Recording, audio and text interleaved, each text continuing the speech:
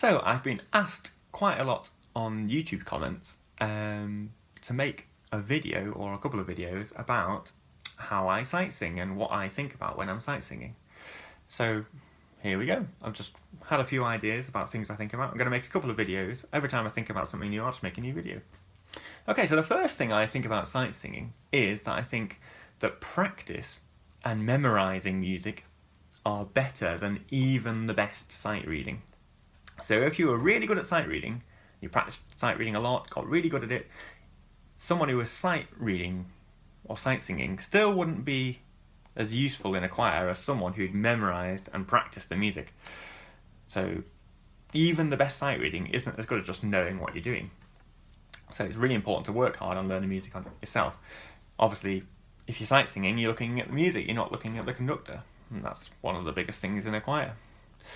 Okay, the second thing I think about sight singing is that to get better at sight singing, you have to practice sight singing. This might seem obvious, but it might not be obvious. I think lots of people believe in natural talent with music, and you're kind of born with a musical talent. I think less musicians believe that. If they're a musical person, they probably don't really believe that people are born with natural talent because they know how much they've practiced. So lots of musicians aren't good at sight reading, and just the reason that they're not good at sight reading is because they were never had to do any sight reading when they were young, or they've never had to do any sight reading in their career. Instead they've spent all the time memorising music. Whereas I'm much better at sight reading, especially on the piano, much better at sight reading than actually playing the piano. Sight reading is the thing that I can do really well. And I think the reason for that is because when I was about 13, I took over as the organist in my local church because the other organist went to university. So then I had to sight read. I had no choice. I didn't know all the hymns. There's so many hymns that you've got to sight read them.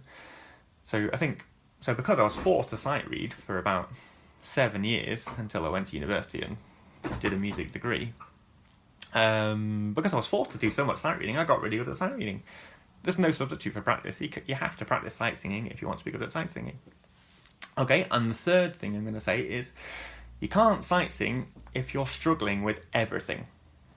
So there's 3 things that you're probably thinking about when you're sight singing, and they are the lyrics, the rhythm, and the pitch of the music. So if you're really concentrating and struggling with everything, so you're struggling with the lyrics, you're struggling with the rhythm, and you're struggling with the pitch, you're not going to be able to sight sing. It's going to be too hard for your brain. You can't cope. So if you get rid of one of them, if you get rid of the lyrics, so when I say get rid of, you could either memorise the lyrics, practice them, know them already, or just sing la, or don't care about the lyrics, and you just concentrate on rhythm and pitch, you're going to be better at sight singing. And then if you also... So the way that I sight sing is I don't think about the rhythm much either because I'm good at rhythm. I've practiced a lot of rhythm. I play the piano. I've done a lot of music with lots of different rhythms. So I don't have to think about the rhythm very much. And I don't think about lyrics that much either because I'm not really very good at lyrics. And, for these Basshymn videos, I kind of concentrate mainly on getting the rhythm and the pitch accurate. So when I'm sight singing, I think mainly about the pitch, and it's a lot easier just to sight read pitch than it is to sight read pitch and rhythm, and it's a lot easier just to sight read these 2 than sight read these 3. So if you're not thinking too much about the lyrics, and you're very comfortable with the rhythm, then it's much easier to sight sing because you can just think about the pitch. Okay, I think that makes sense. So one more thing about the rhythm is that the rhythm in choral music isn't really very hard often. Nearly all choral music is minims, crotchets, quavers, semiquavers, and a few dotted rhythms, and that's it. There's not much syncopation really. There's not kind of lots of rests and coming in difficult places. And when they do have those things, those are always the hard bits where you need to follow the conductor.